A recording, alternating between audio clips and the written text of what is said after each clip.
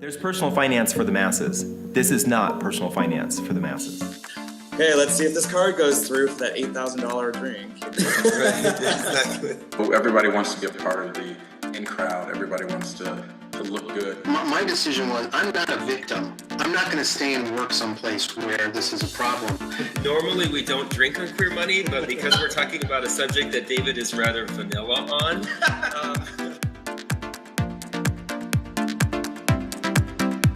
Grab a glass of wine because you're listening to Queer Money with the Debt-Free Guys.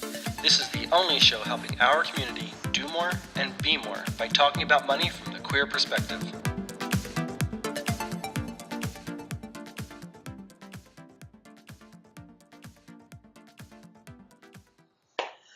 So the Debt-Free Guys are inspired by other people's stories, and this is the inauguration of our Queeros series, Queer Heroes. We're working with that title for now.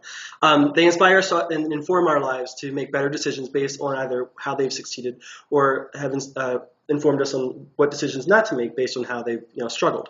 So the Queer series is highlighting LGBT heroes in the community who impress us and who are making amazing music by beating to their own drum.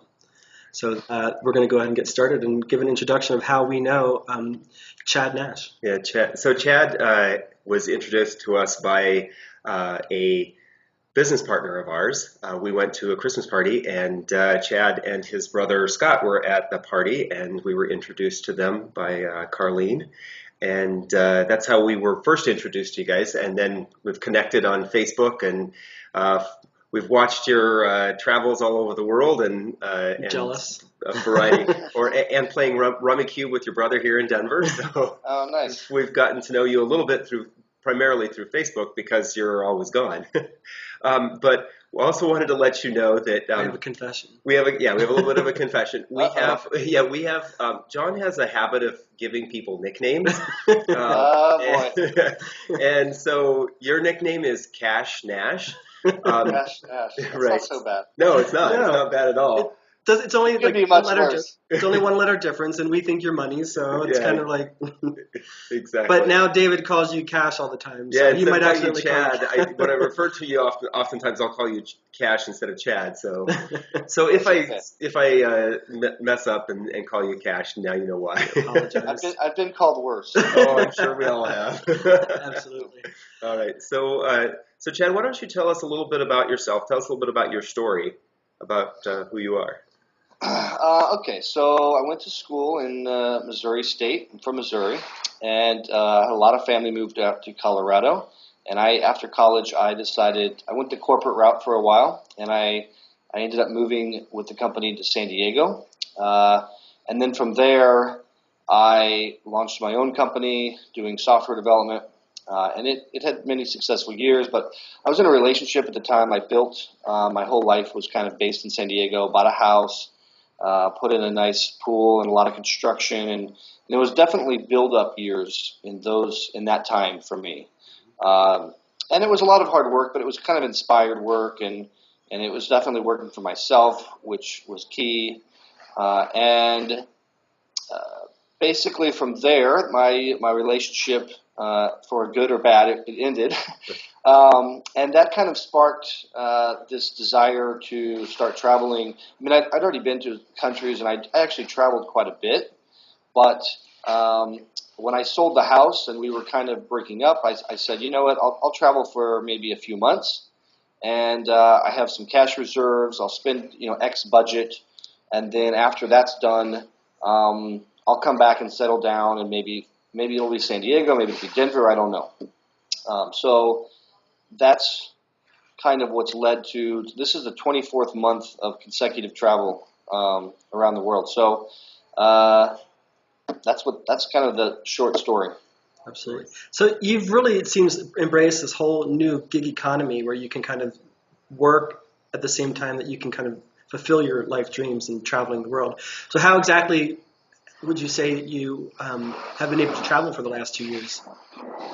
I mean, I think the most important piece is having some reliable monthly reoccurring income that you can have mobile, okay? But outside of that, I don't think your income has to be that much. I have a lot of people that think I am extremely wealthy, but they think I must just be rich, right? And they really think that. Yeah. And the truth is that for so much of it is most Americans, when they travel, especially I would say especially gays too, they're going to be going and they're doing it really big, right? So when they go to Bali, they're going and they're staying in a nice resort, and their flights alone are quite expensive, right? Mm-hmm. And the way I travel typically is just one major international flight a year, major. So from there, so let's say last year, for example, last year I started in New Zealand for 2 months at the beginning of the year. Well, once you get to New Zealand, it's a very cheap flight to jump over to Australia. Right. And then once you jump around Australia, there's a lot of discounted airlines. It's Jetstar in Australia, it's EasyJet in the Europe, but there's multiple ones, many, and there's many apps to find these little connecting flights and things. So again, once you go from Australia, jumped over to Southeast Asia and Indonesia, and then all of the stuff is cheap, right? Right. So the other thing to keep in mind too is it's really helped is at the time I sold my house, I was coming from a pretty expensive life. So I had a mortgage, I had a couple nice car payments. Life was good, and it was an expense to my life back then. I still would travel as well, you know. Right. But you also had property. I also had property taxes and utility bills and water bills and cable modem. I mean, literally just the basics. But yet it was still there. And the way I travel now, when sales come in and they're booming, I will be the first one to book somewhere amazing, right? Or if friends are coming to join me, and if sales aren't, I'll be the first one to. If I'm traveling alone, I have no problems going cheap or doing a hostel, and so forth. So a lot of it seems that it's expensive, but all you're doing is taking cheap routes around the world. Right. Yeah. How much time do you investigate in finding the cheap routes or the best route based on whatever your sales are like? It's kind of consuming, actually. It's very addicting, you know, because it's always a process too, right? So you're at a location, you're staying for a while, and you're relaxing. You get on the iPad, and maybe I like to take a lot of baths.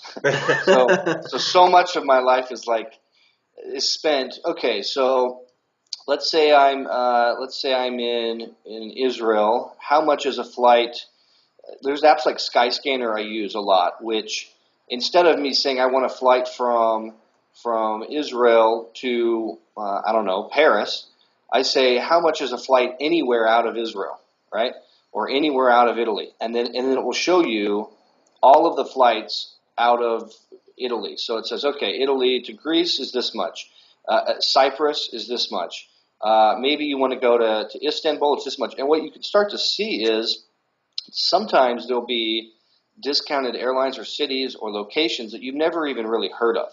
Right. You know, because you're like, well, I don't know. I've never really hung out in Croatia. What's it like? Okay, well, then you go to Croatia and it's the same story. Okay, now I'm in this city. There's a lot of other apps like Rome to Rio, which is helpful too. Rome to Rio is you enter the starting destination and the ending destination, and it tells you how much it costs by plane, by train, by ferry, by bus, by car. Wow. And it's really consistent. It's really consistent. So sometimes you're in anywhere around the world, and you're in Thailand, and you decide, okay, I want to get to this random island in Cambodia. Mm-hmm. It shows you, okay, maybe you want to take a train for 4 hours and then a ferry for 1.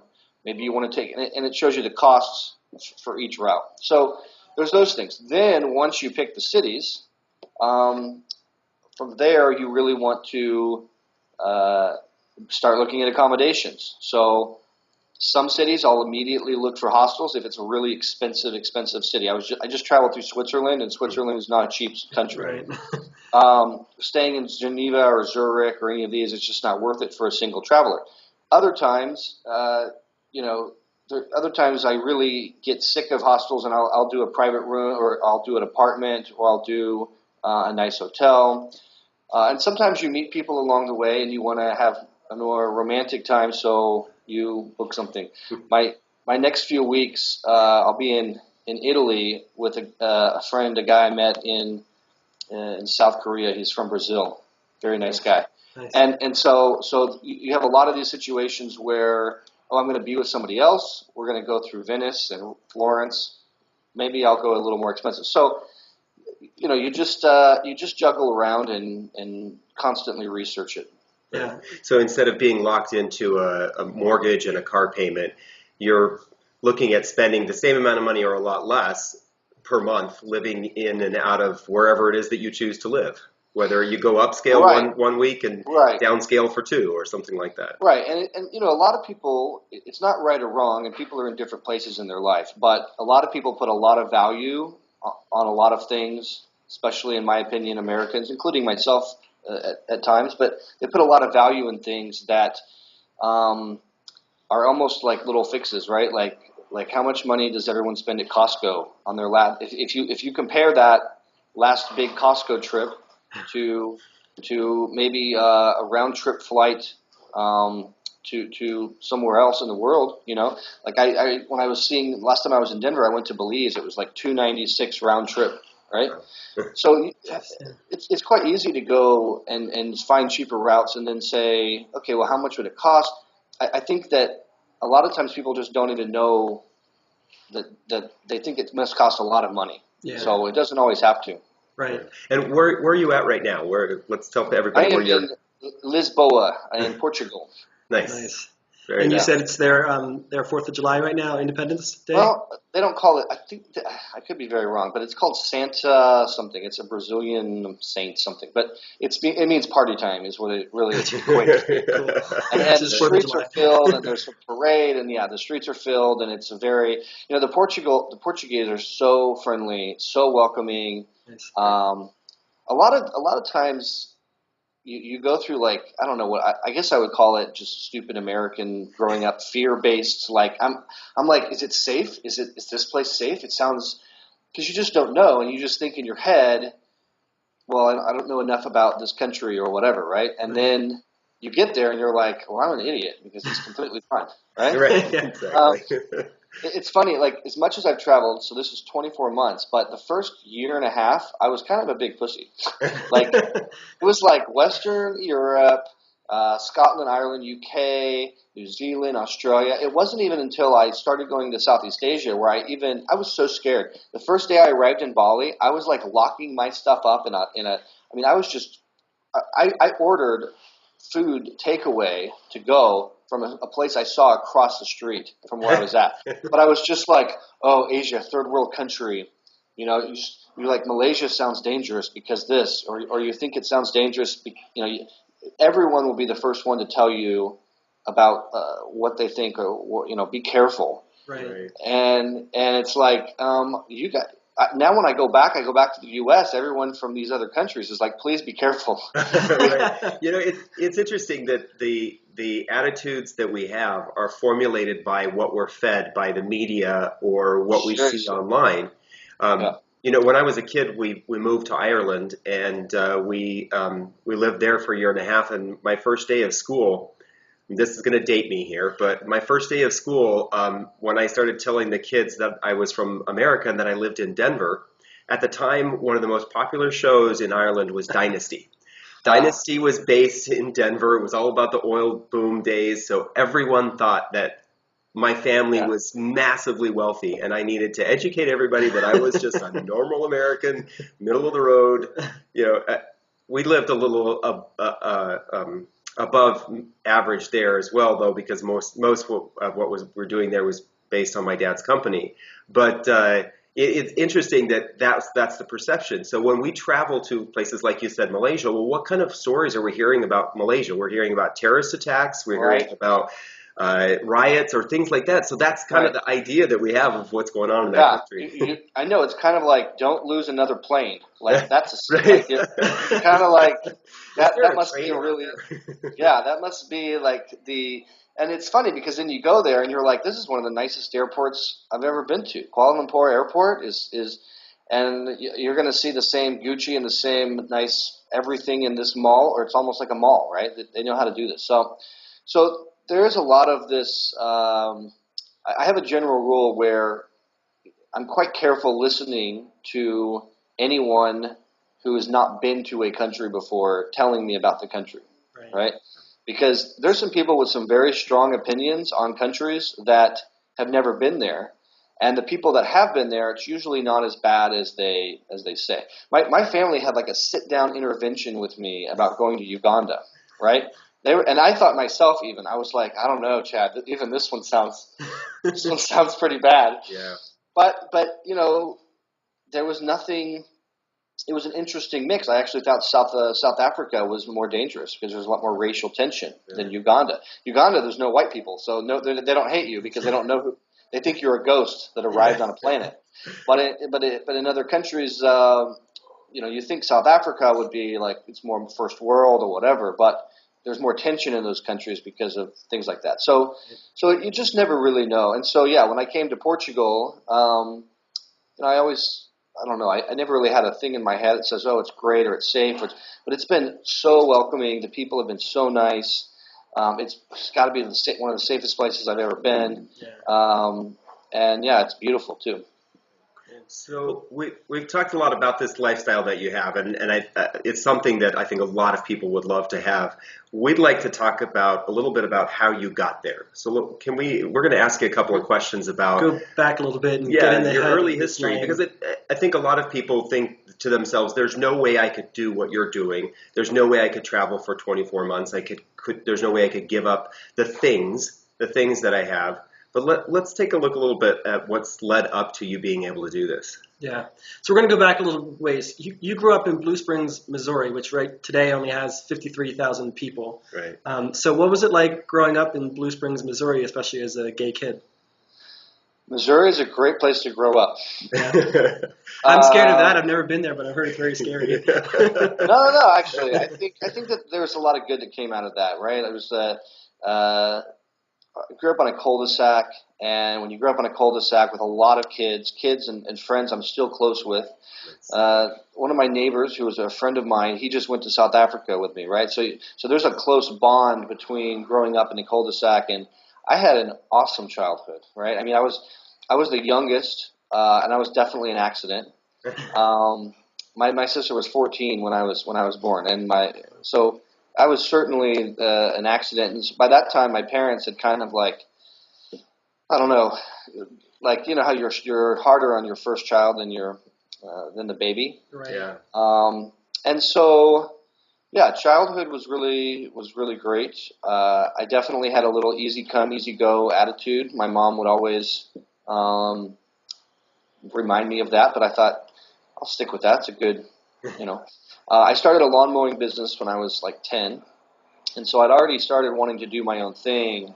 I'd shovel snow, I would mow yards, and then I always kind of enjoyed other types of work. I did a paper route, and then I got really into computers from there, and got into a little bit of trouble back in those days. But I wasn't an adult yet. I was only 15 when I got in some trouble. So. So growing up in Blue Springs was great. So you were an entrepreneur from a very young age then. Yeah, I would say so. And, I think being gay, I always say I didn't choose to be gay. I think I just got lucky. Nice. Because here's the thing is that when you're gay, you start, especially when you're gay growing up in a very conservative, let's say religious area of the world too, you immediately know something isn't right when they're telling you something is wrong, right? Because you have emotions and feelings, and you don't. So you start to question other things. Could you start your own business? Could you move to California? Because a lot of things like this, I say like it's like someone telling you that the stove isn't hot. When you touch your hand, then you know it's hot, right? Mm-hmm. So because of that, it starts to open up other questions, and you start questioning other things. Could I open my own business? Could I travel the world? Could I move to California? If I was a straight guy, I would have probably been married, 300 pounds with 5 kids by 22. Yeah. Right. Yeah. So it forces you to start looking beyond, because that's internally, inherently something that is okay, and that is who you are, and it is authentic, right? And you're not bad, and it is okay. So you start to then expand your horizons to other areas. That's interesting because I think, isn't it Jim Rohn who says when you ask better questions, you get better results? Yeah. So you're basically what you're saying is because your understanding growing up internally wasn't necessarily being reflected externally. You just started asking different questions, and that's maybe how you part of how you got to where you are today. Yeah, and the truth is that Missouri provides some really powerful contrast to what you may want, right? So if I was living maybe somewhere not so bad, and I wouldn't say Missouri's bad, right? But whenever you've grown up there and you've lived there all your life, you start to travel anywhere, you think, you know what, I just want out, right? I want to get out. Mm-hmm. And there's enough contrast, for me there was enough contrast in Missouri. If I grew up in California, maybe I'd want the housing prices of Missouri and it would be amazing, right? Right. But growing up, I would say the same thing now. There's people that want to see the United States, but if I've traveled and done so much in the U.S., it doesn't provide the same satisfaction as maybe Southeast Asia does, or maybe, I don't know, anywhere else in the world. Right. And so, yeah, it's about expansion and you wanting to get out and do more stuff. Absolutely. So we got to give props to Blue Springs because in 2006, CNN Money listed Blue Springs as 49 out of 100 best places in the country to live. So apparently it's not that bad. It's not that bad. Evidently. Yeah. It's probably a great place to raise a family and good education. No, I still have a lot of friends and family back there. In fact, Yeah. I go back every time I go back and walk the old neighborhood and talk to the same friends. I mean, I'm really close, and I give it a little hard time, honestly. I think I have a friend that I always say, "Oh, that's a flyover state," and he's like, "You're an asshole." he's like, only snobs from New York or L.A. call these states flyover states, right? Yeah. But it's just a joke, and there's a lot of good. I think that something I find though in some of those more rural areas, not just let's not say Missouri, but even Kansas and Oklahoma, is that it seems that people can get stuck quite easily, right? And thinking that going to New York is a big deal, or thinking that going to Europe is like a once-in-a-lifetime experience, right? Because that's how they see it. They see it and it's a belief system. And because of that, if they're wanting to get out, it's kind of difficult. It's kind of like a black hole in a way. Right. Absolutely. So, so you started asking questions when you were very young in life, and I know that you're big in the law of attraction and metaphysics. When did you realize that you were the architect of your life, that you could control things and produce the results you wanted? 27, I think. Wow, interesting. Really? Why so? How so? Because by that time I had already been, by some definitions, successful, right? Like I had a nice house. I moved to California. I'd already built a pool. I was on my own. My partner didn't have to work. We had nice cars. We could travel. And then people started asking me, how are you doing it, right? How are you doing this? And I saw so many people struggling in this question of how, because they kind of beat themselves up over it, right? Because you've got people that have really tried. They've definitely, they went to the colleges they thought. They invested where they thought. They bought the home like they were supposed to. They've done all of this work. And then they would say, how are you doing this, right? And I just was like, I don't know, right? And I started running into other people, both business people and friends, and it kind of became this like, wow, sometimes ignorance is bliss, and in a real way, right? Sometimes happy-go-lucky is sort of the people that seem to be the lucky ones are the people who seem to be saying, oh, I think I'm a lucky one, right? Right. That's why as a kid, I look back and I think about my mom telling me, easy come, easy go, and I think that's the kind of stuff I want to be, that's sort of, there's more going on, right, Mm-hmm. than just A plus B equals C. There's a lot more going on. Right. And I started questioning. I would go to seminars and things that were watching people that were the motivational guys, and they were telling you, hey, it's hard work, and the harder you work, you will succeed, and you will blah, blah, blah, blah, blah, right? And let's get you motivated, right? And I would attend masterminds and things, and all of those people, you'd find them in the same thing another year from now doing another, it's the same thing, right? They were never leaving that teacher-student role, right? Right. And then you would find other people when I'd go to like Abraham Hicks, or other types of speakers and authors and people I follow in the law of attraction. And with those, you would run into people who weren't even trying so hard. It was more magical, right? It was just like I ran into the right people and this connection. And I tell you, when I travel like this, if you don't believe in something like this, it's hard not to, right? Because the experiences and the people based on what's going on in your travels is a direct reflection. It's a direct mirror of what you're putting out there. So around 26, 27, and I started definitely doing more yoga, and I was looking more inward at that time, and now I still apply it. This is a very big part of my life. Where am I at vibrationally? Am I in desire mode? I spend a lot of time and use a lot of apps that are just focused on desires and law of attraction and things around this. A lot of people would say, I spent some time back then too. A lot of people would say, I would try to convince them of this, right? And I would say, oh, no, this is this thing, and look, it's cool, and they would almost think I was crazy, and I had to get past that point. I had to get past the point of trying to tell them, all you can do is plant seeds, walk away. Plant seeds, walk away. Say, oh, you may check out this book, you may find it interesting. Nothing else, right?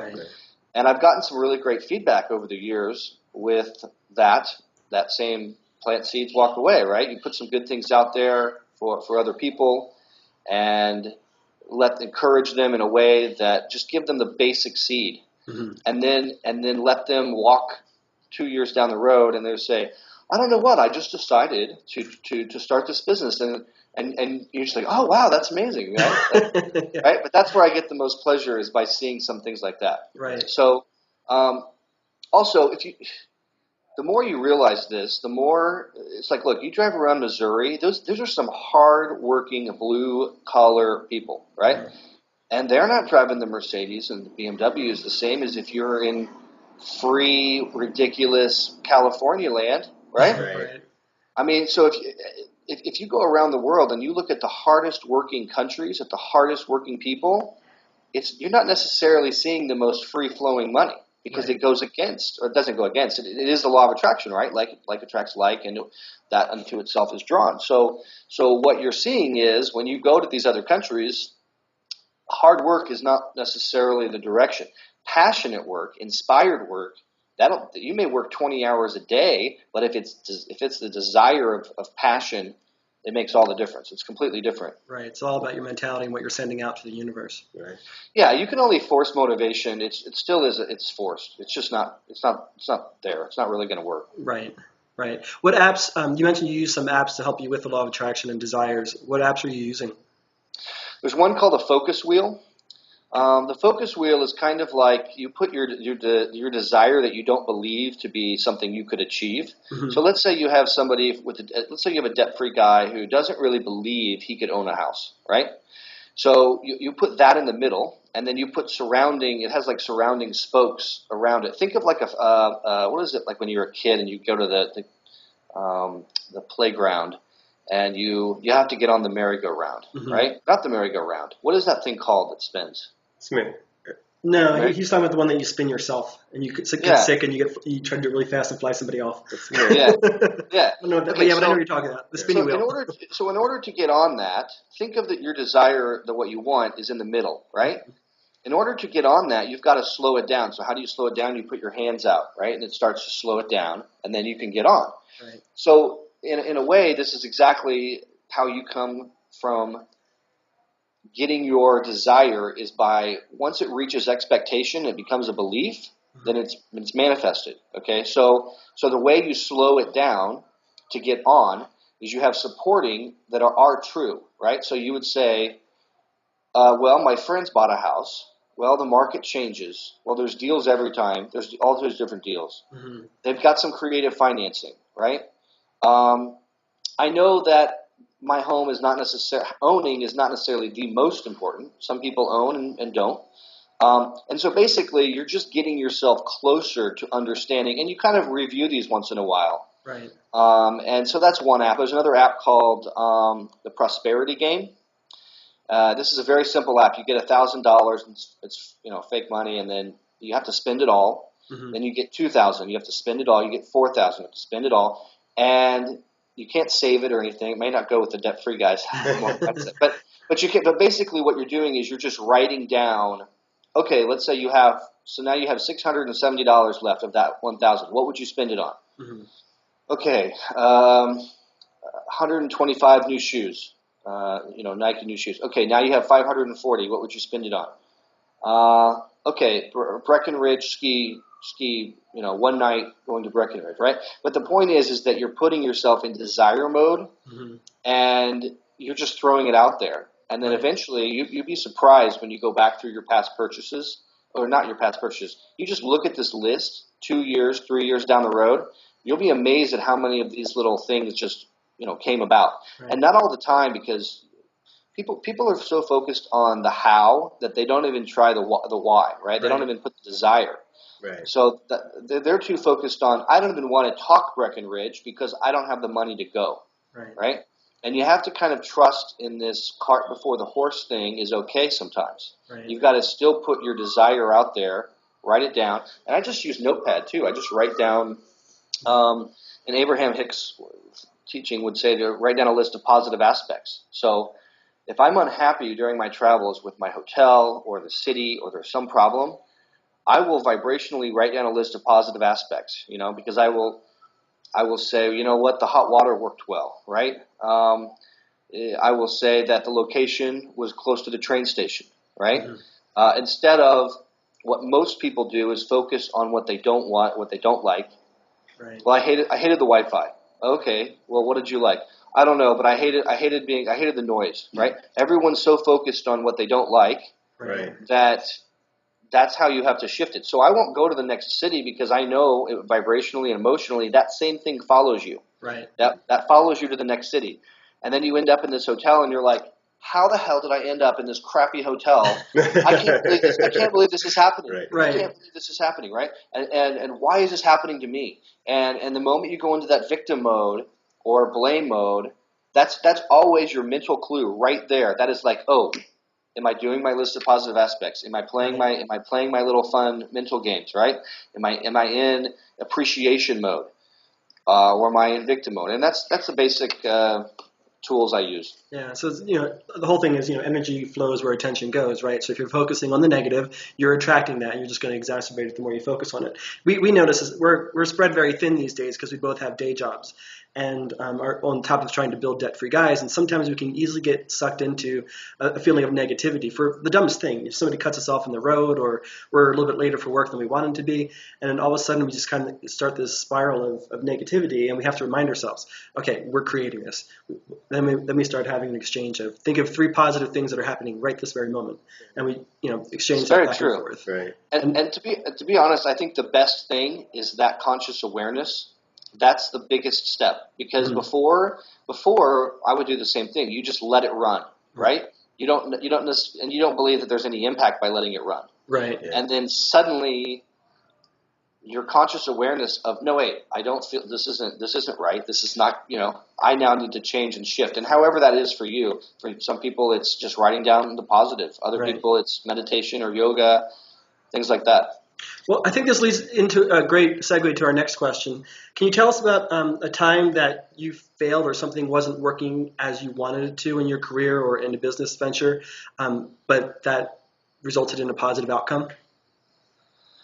Yeah, I think that there's quite a few. I definitely have had successful businesses and failed businesses, but none of them are really failures, because it's always a learning or a time or an aspect that you then apply yourself towards a new adventure or a new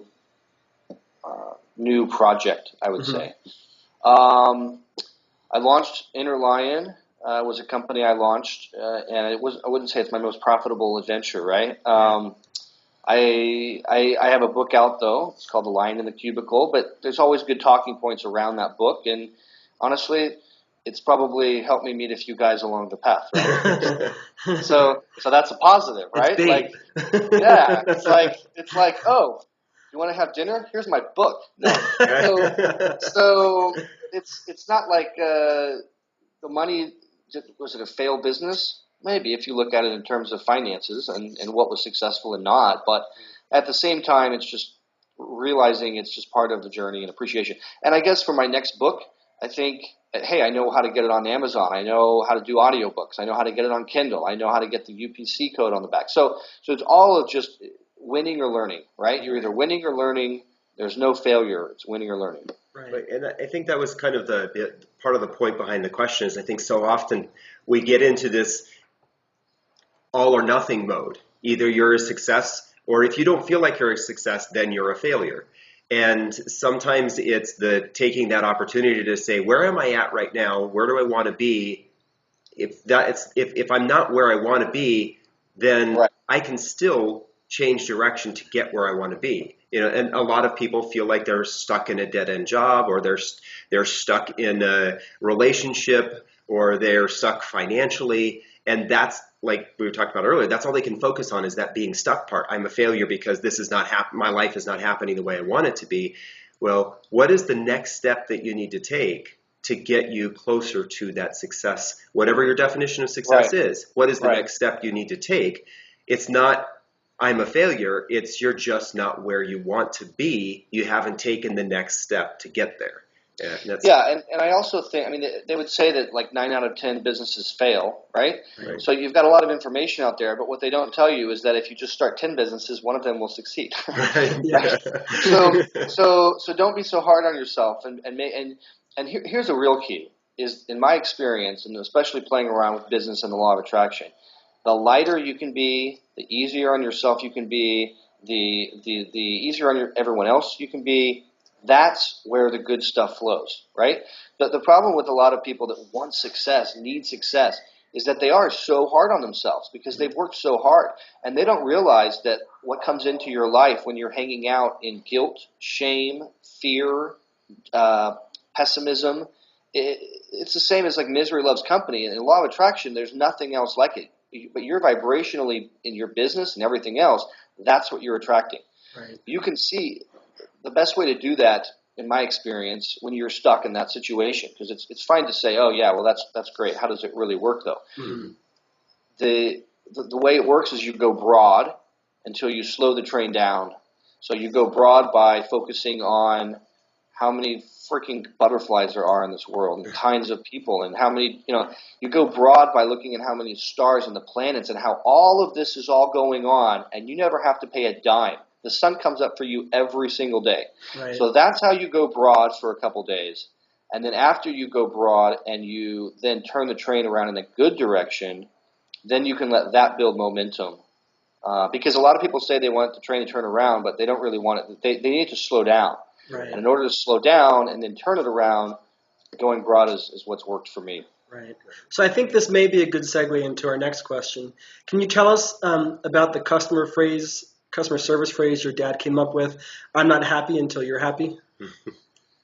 Yes. So did my brother mention that, or did I mention that? I don't know.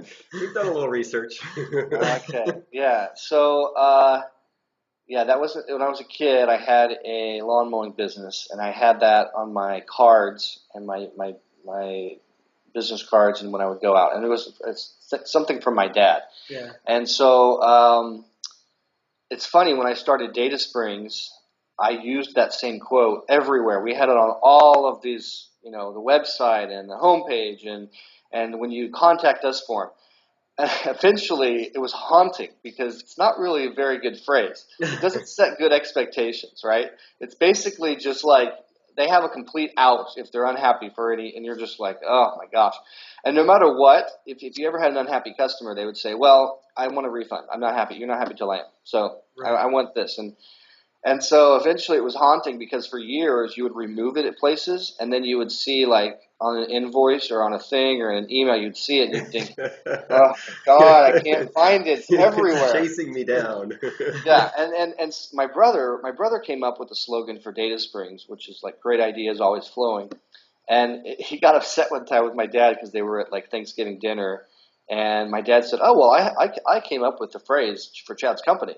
I came up with the tagline, the slogan." Mm-hmm. My brother was like, "No, you did not. Like, I am the one who told him this. There's no way." And then finally, after like the middle of dinner, my dad's like, "No, it's I'm not happy till you're happy." And then my brother's like, "Oh, okay, good, that makes sense." So you found that it ended up being more restrictive than you initially intended it to be, huh? Yeah, but it's funny. It's a good story. It goes back to it's learning, right? Winning or learning. Right. And back when I was a kid, hey, that's not you're just starting out. That's how you get started. And so many people want to launch a business, and they're so afraid that they're going to get the logo wrong, the slogan wrong, the domain wrong, that they never end up even getting close. When they don't realize I've changed the logo for Data Springs probably 8 times, right? You just rebrand it, type thing. So, yeah, I think too many people are afraid to get started. I think, yeah, exactly. People think of all these things all these hurdles, they create these hurdles they have to overcome in order to do anything. And sometimes we found you just got to jump in and do it. We tried, this is our second iteration of Blab. I think this is our third attempt, of Queer Money. This is our third attempt at trying it. Sometimes you just got to jump in, and if there's a mistake or if it doesn't work, you just figure out a way to fix it. Yeah. Make it better. I think that, like you were talking about, all these little things are things that people use to build up the wall. And at some point, that wall gets so big that they don't ever think that they can scale it. And, I guess it's kind of like Tetris. As things are coming down, we need to be able to pull them out, because then it will always be a wall that we can get over. And take it out. And that's what things like the focus wheel or other things that put you in achievement mode. What you're really trying to do is trying to get your desire to get to expectation. Mm-hmm. And that's when that's the good stuff. But it is quite difficult at times to believe, right? How do you truly believe that? And that's when these tools and things are good. Right. I think that one of the other things that a lot of people get stuck on is that they think that success or where they want to be is one particular point, and that's all they can focus on. But the reality is there's those concentric circles that come out of where you think you're at. Getting to a tangent on any one of those concentric circles is going to be moving you closer to where that successful point is. And maybe you will end up being much happier being just a little bit over from where you thought you would need to be happy.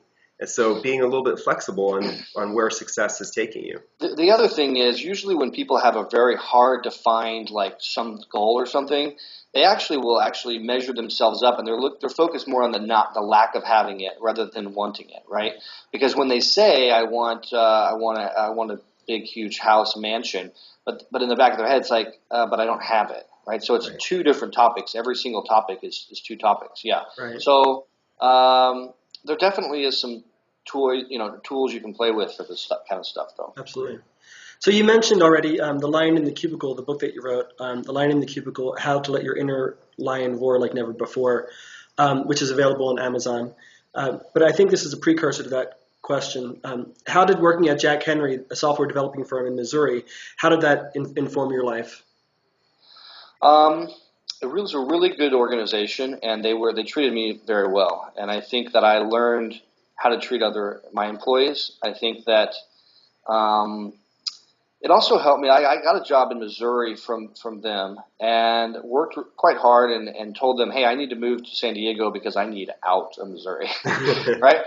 And because we had such a good relationship, and I'm still friends with a lot of people back there. It worked out great in a way because it also put me out of the box.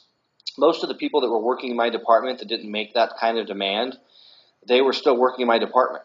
But what it did for me was they had just acquired a company in San Diego. The company in San Diego didn't really like being bought out. The company in Missouri didn't really trust, right? So it put me in a position of a liaison where I got to be on corporate jets flying back and forth to Missouri on a projects related to the acquisition. So working at Jack Henry at the same time, it taught me that I don't want to be I want to be at my own freedom, for sure. It's funny how people think that a stable job is what they think it is. That's such a misconception of what stability is. Right. Because once you're laid off, you're out, right? I mean, I know so many people, even with Jack Henry, that were laid off. You're out, right? Right. When you own your own company, sales are good, sales are bad. Sales are maybe you have a great month, maybe you have a poor month, but you're not completely out. Right. You're always building something. Right. So I think that it also taught me a lot of lessons around those types of things. Employees, do what you say. I mean, I still remember a phrase from Jack Henry, which just was like, do the right thing, basically. Right. So was that in that moment when you said you wanted to move to San Diego, did that kind of teach you that if you put in the hard work and you create the credibility, that whatever company you work for might let you expand your horizons, might let you get out of that cubicle? Well, I think back then, I definitely wanted to launch my own business, but I still think back then I was going to move anyway, right? Mm-hmm. So, and actually I was quite passionate. Like I was working hard, but to be honest, I loved what I was doing.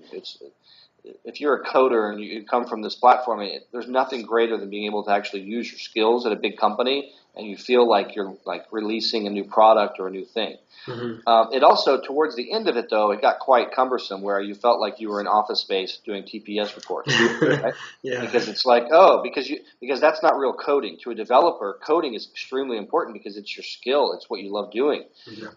It's like a painter having to fill paperwork out to like, he gets only one painting done a month instead of painting every day, right? Right. Interesting. So what inspired the line in the cubicle? My ego, I think.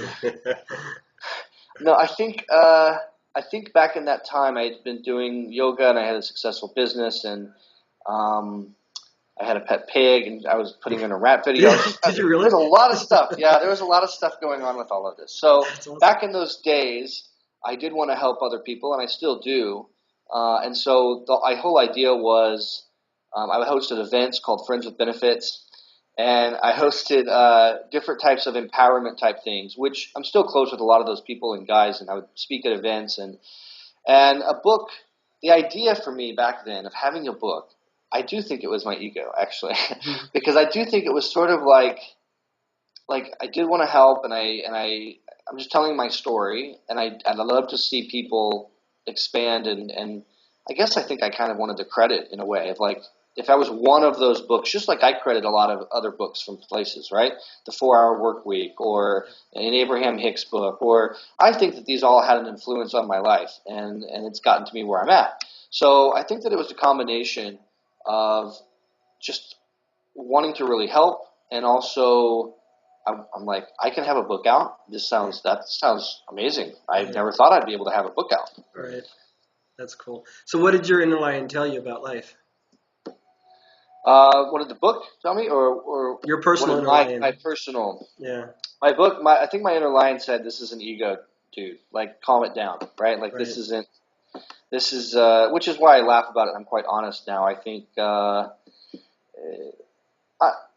would like. It taught me that I was getting good experience too. But it's funny because I was hanging out back then with a lot of groups, and they were the motivational people that I should be hanging with. But I wasn't finding them. I was finding them. I would call it like old energy in a way. Like they were just more about the hard work and about this than they were about letting things flow and paying attention to your feelings and your emotions and blah, blah, blah, blah, blah. Right. So rumor has it that your brother had a thriving candy sales business growing up, but his candy kept disappearing. Just between us, do you know who might have taken that? Yeah. So I think he needed to watch his inventory. And, to this day, he says that told him when he was young that he was never going to have a big business. So he never went for business because of that. So, yeah, I don't know who would have taken it. I mean, there was a lot of kids. There was a lot of kids, and man, those fun dips. Those dips and those like jawbreakers and the fun dips. I have no idea though. Yeah. I think he could have found a better safety place. That's awesome. It's kind of funny that this was mentioned because I did the same thing when I was younger. When I was in middle school, I used to go to Sam's Club and I would buy these big jars of blow pops. Okay, yeah. No, they were blow pops, and I could get the whole jar of 100 for I think it was $11, and I would take them to school and. Every break between class, I had kids buying them for 25 cents. I would buy it for $11 and make 20. Well, every once in a while, I gave a few away to special people. I ate a few myself, so there's a little bit of inventory loss there. But usually, I would make anywhere from about $10 to $12 off of each one that I would sell until the school caught on and knew what was going on, and then my business. Right, 'cause they want the Regulations money. came in and shut me down. Yes, deregulation. Yeah, somehow Scott was doing that, but somehow his inventory would just disappear, and he didn't always know. And then it wasn't until later when one of my good friends, Travis, and I were both like, "Oh yeah, we would go through that thing and eat like all day long, and then we would put it back." It's all about security. You need to Yeah. lock up your inventory. Exactly. Yeah. So yeah, we did talk to your brother in preparation for this. So that's where some of these questions are coming from. I'm starting to assume that. So one of the questions that he suggested that we ask you is it better to be the guy who buys things or the guy who pays for them?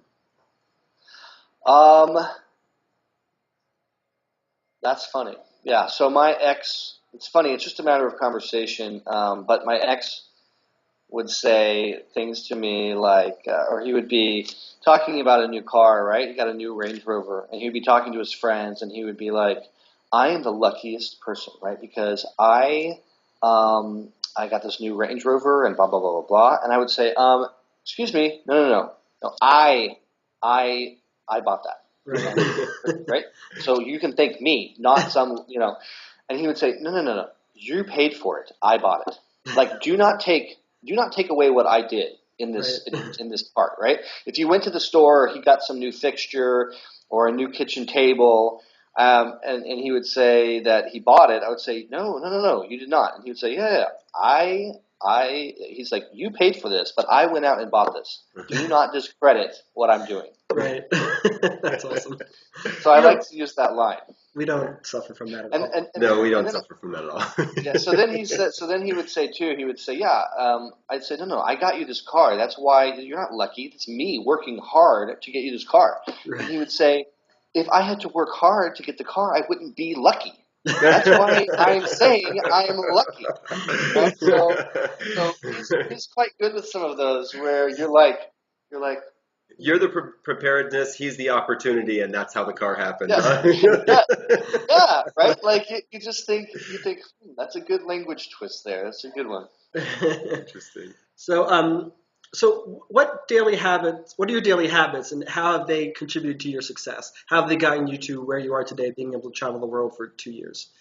And I'm sorry, I'm just going to preface this that one of my favorite things from Mahatma Gandhi is he kind of has this phrase, that a series of phrases or almost a poem that he goes through that basically says, similar to the law of attraction, what you think about, what you do, these things become your habits become who you are, and that's what brings about your success.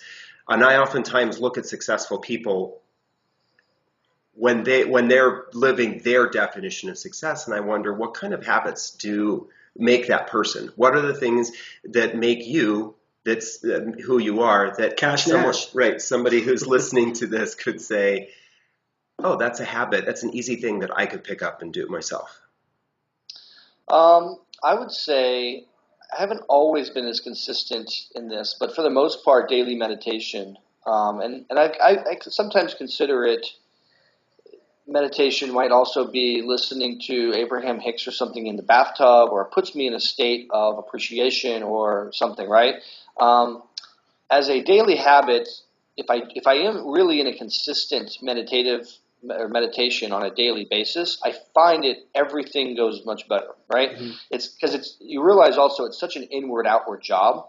Unfortunately, sometimes it's like life is going so well that that's when I forget. It's like when life is going so well.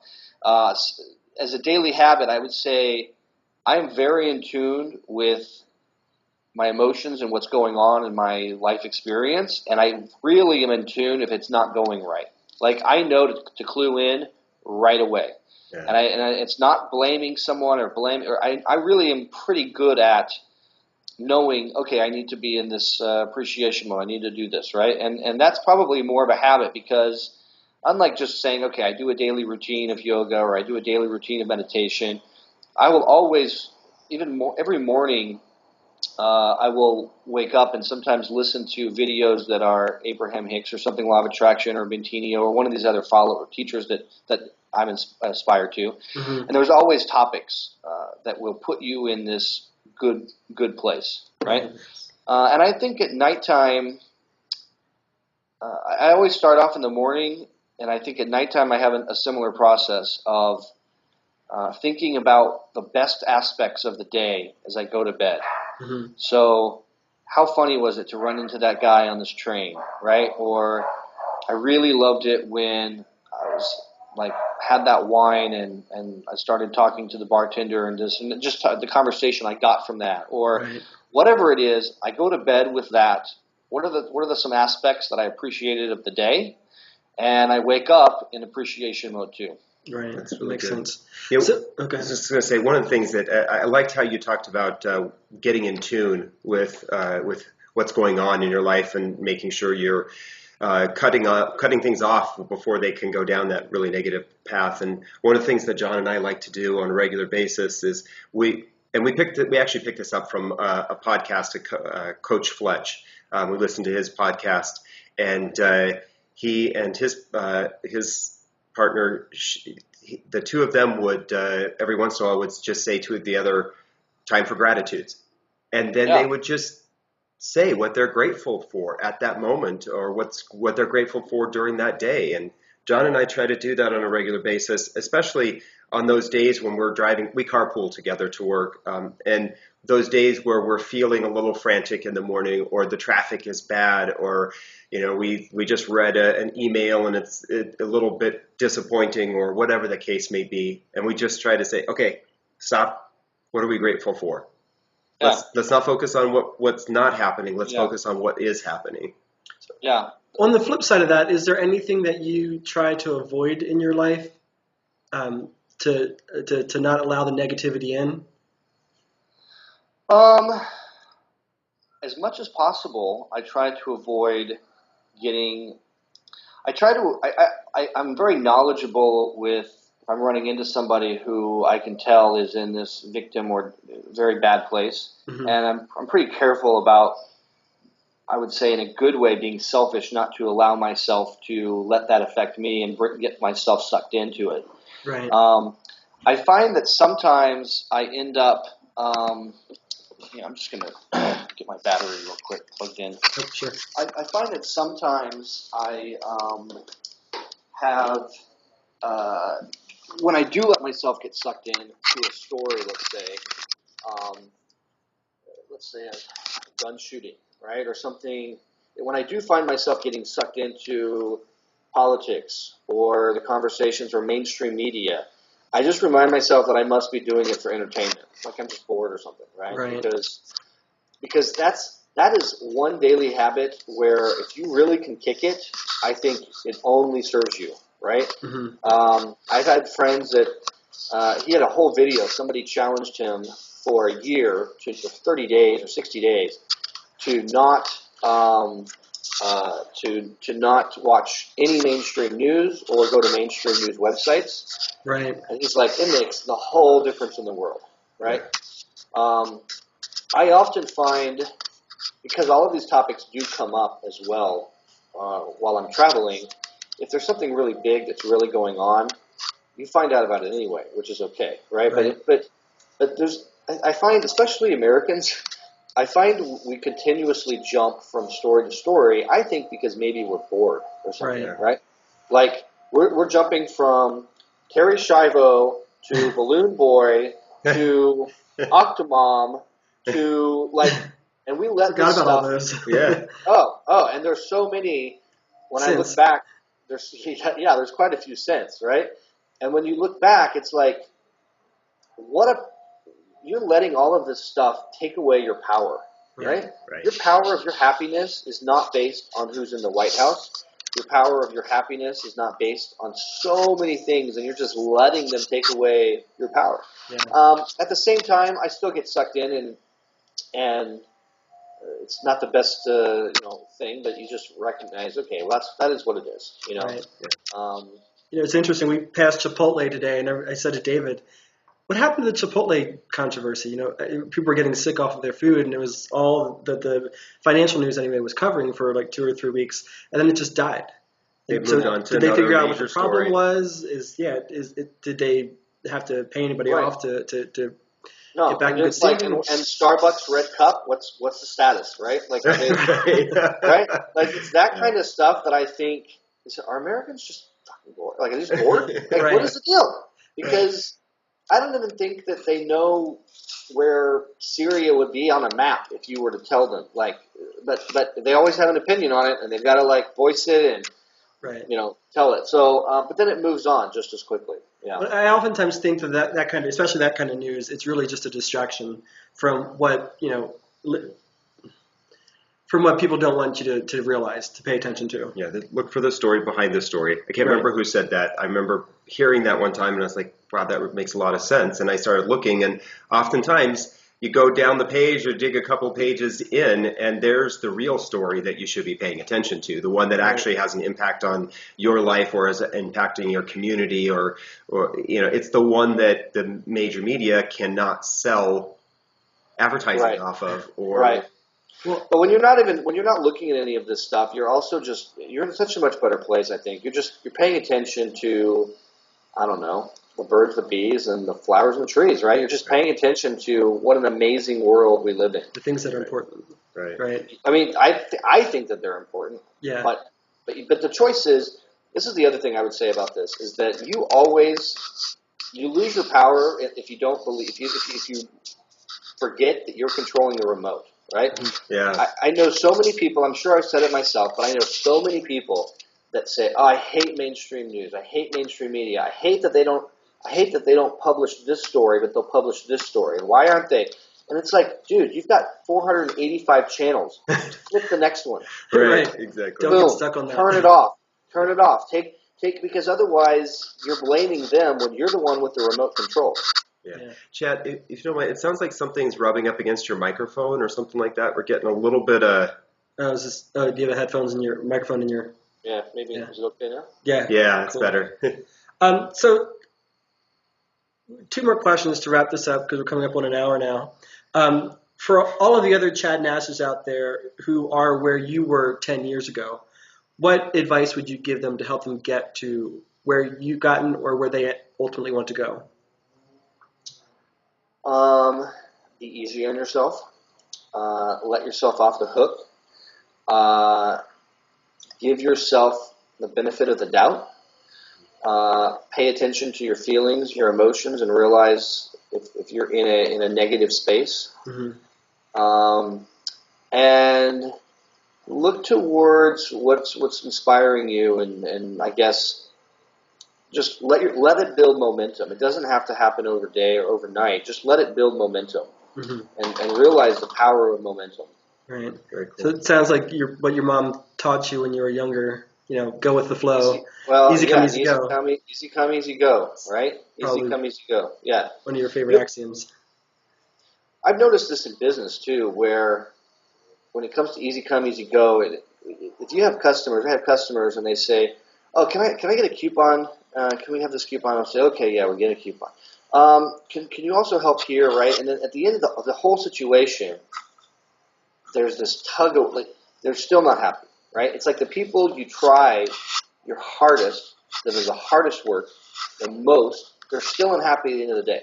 Right. Yeah. And they don't realize that they're killing that energy exchange in business more than before they even start to engage in it. Right. I don't know. I'd say have fun with it. Whatever business you're going to do, make sure it's fun. Keep the high energy up. Make it. I don't know. Ease, light, fun. They say everything. They say time flies when you're having fun, but they don't tell you that everything flies. Your business can fly. Your money can fly. Everything can be better when you're in this higher vibration. Right. Absolutely. Very That's good. pretty good. Thank you. And then lastly, any recommendations on others in the queer community that we should reach out to help inspire? Who are some of your queeros, your heroes in the queer community? Heroes, well, of course, I mean, my brother, but he's Mr. Now that he's not Mr. Leather Daddy, I don't know if of Colorado. I don't really, I guess just in the gay world or in the, queer world, some people that I know that are scuba divers, I'm launching a new scuba diving app, so maybe I'm running into a little bit more of that. I would say there's a really good mentor. He's one of my realtors back in San Diego, and you can see when he applies law of attraction. I've hosted events at his house.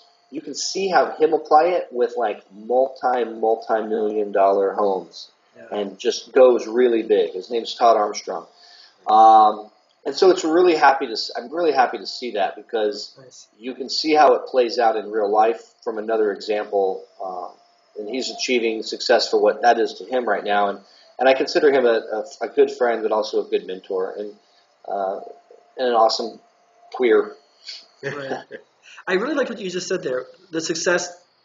What success is to him right now. And I think why that's important is because oftentimes we want to compare ourselves to other people. Why aren't I living like Chad, or why aren't I living like Todd Armstrong? But we're not all necessarily on the same path, and we all have to. And I think it's very easy for us, especially in America, to assume that other people's dreams are our dreams. I want to have a big house. I want to have the fancy cars. I want to have the corporate job. And if we start to focus on what's most important to us, maybe completely different than what Chad's working on or what David's working on, if we're focused on what is important to us and succeeding in our own, whatever that definition is to us, you probably are more likely to succeed. Yeah, and here's the bottom line too: is that no matter where you're at and whatever you achieve, you're not done. It's never done, right? Because and maybe sometimes that continues to be a building up, and maybe sometimes it's a building down, because there's always the contrast. The only reason you ever want anything is because you believe that you will feel better by the having of that, right? And so when you get there, it's like, oh, you know what? Now I have this. But you know what? I don't like to mow the yard. Oh, okay. Now I've got a lawnmower guy. Okay. Now that I've had this, I think I have an apartment, right? That might be nice. I don't have to do all the maintenance. I've had an apartment for a while. Maybe now I want a penthouse, or maybe now I don't. Maybe I want to travel the world. I want to sell everything, right? So no matter what, I mean, I'm sure that there will be a day. I don't know when. I'm a little scared. But there will be a day when I'm done, traveling, and I want to have a different, I guess, contrast experience to hang in the city. Sometimes I look at other people and say the same thing, though. It's like, oh, you know what? They're building better friendships and relationships because they're not moving all the time. Or maybe there's other things. You could say that about all kinds of people in their life. But it's always what's to them, Absolutely. Well, very cool. Well, we want to thank you for being our inaugural Queeros guest. We think you're very fascinating, and you're living an amazing life, and so we wanted to share that with our audience. So thank you very much for joining us. And next time you're in Denver, we definitely should get together for a game of Rummy Cube, because it's one of my favorite games of all time. Yes, I love it. I know, me too. So, all right, well, thanks, guys. I appreciate that. Absolutely, thank you. And look out for more Queeros in the near future to our audience. Thank you very much. All right. Okay. We just serviced you. Now you get to service us by subscribing to this podcast on iTunes and signing up for the Queer Money Lifestyle newsletter at queer.money. Well, I'm not really gay. It would help me if I had a personal chef made all my healthy meals for me. Right. So instead I'll have a Snickers tonight for dinner. The other end, I like the butts. So.